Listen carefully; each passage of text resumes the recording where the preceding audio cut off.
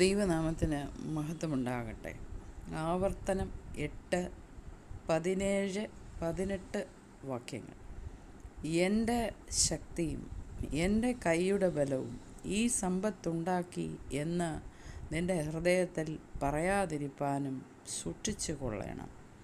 നിൻ്റെ ദൈവമായ യഹോവയെ നീ ഓർക്കണം. നിൻ്റെ പിതാക്കന്മാരോട് സത്യം ചെയ്ത തൻ്റെ നിയമം ഇന്നുള്ളതുപോലെ ഉറപ്പിക്കേണ്ടതിന് അവനല്ലോ നിനക്ക് സമ്പത്തുണ്ടാക്കുവാൻ ശക്തി തരുന്നത്.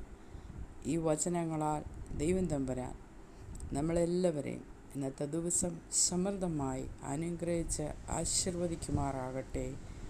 ആമേൻ.